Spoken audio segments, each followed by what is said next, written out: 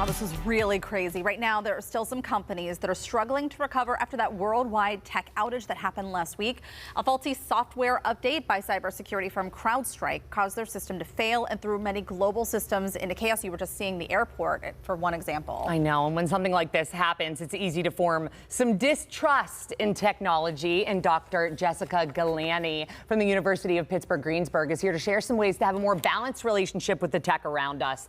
And I think that that's the key word here. I do, because there's no balance anymore. It's just taken over.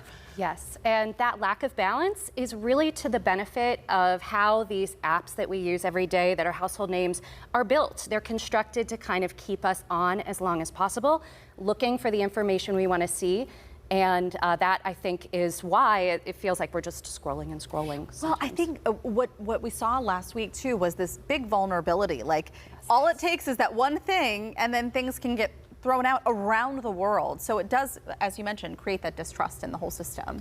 Yes, when we have those situations, it really does kind of make us aware of how tech is interwoven into systems and also just so integral to how we live. How we live, right. And I love the term digital hygiene, and you're going to teach us a little bit more about that today, because we got some cleaning up to do, all of us included. So how can we, or what is it, I would say, per se, right now? So when I think of digital hygiene, I use it as a metaphor to try to take an active role in how we use these tools. We have skincare routines. If you're a mom, like I think all of us are, we have bedtime routines that we use with our kids. Why not take an active, thoughtful process in thinking about how we use social media? So digital hygiene is just the idea that we do need to maybe have a little bit more thought with self-care and use that as part of self-care. So how do we approach this? What are some of the first steps to really look at this? So in my classes, I teach Intro to Media Studies, and one of the things that I do with students is I have them do a diary where they just kind of, for 2 days, keep track of how they use it. And there are built-in tools on lots of smartphones that allow you to do this. iPhone uses screen time. Android uses something that's called digital well-being. So you can go in there and you can see, like, how much time am I spending on specific apps? How much time am I spending in general? And you know, how many notifications am I getting that are disrupting my day? How many times am I just picking up my phone to look at it for no reason? Right. And immediately you start to attune yourself to how you're using this as a part of the fabric of your life. And I'm not saying it's good or bad, although often the students kind of are shocked by how much time they spend. And I think it causes you to think of the question, like, what am I getting out of this? Is it the best use of my time?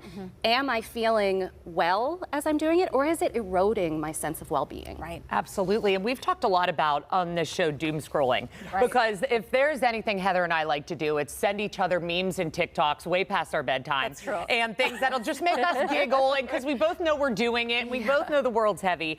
So what do you think would be just like an easy tip? Would it be during certain hours you put your phone away or something? Because I feel like this is the adults and the children in our houses. Yes, I think there's really no one-size-fits-all thing. I do that too with my friends and with my husband and with my family, the pebbling penguin thing. I saw you had a segment about that. And I think that's something that it's okay to do, but I think that, you know, one of the things you can do is you can set limits. You can have a routinized way of going into do not disturb mode. And I think limits are especially important for children because these tools are designed to be addictive. In fact, Mark Zuckerberg banned Facebook when it was still called Facebook and not Meta.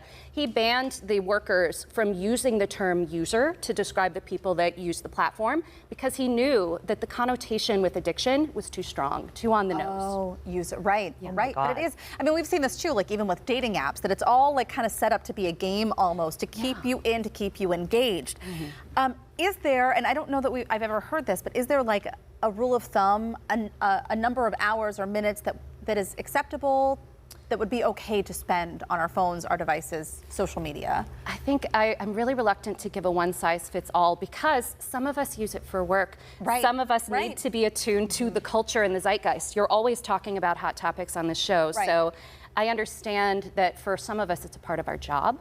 I think it really highly depends, and I think only the individual can know what is an acceptable amount. A healthy amount. Yeah, and you do know. You know whenever you've scrolled too much. I know because you get that like full anxious feeling like, oh, I haven't done much. I need to go touch grass, Or if, as the kids time say. has disappeared. Yeah, And you're where how did the day go? Yeah, absolutely. Oh, Jess. Thank you so Amazing. much. Really great stuff. Good information. Absolutely. Dr. Jess will lead a workshop on digital media literacy at the Carnegie Library of Pittsburgh on August 8th at 6 in the evening. We are going to have more info on our website about it, kdk.com/talkpittsburgh.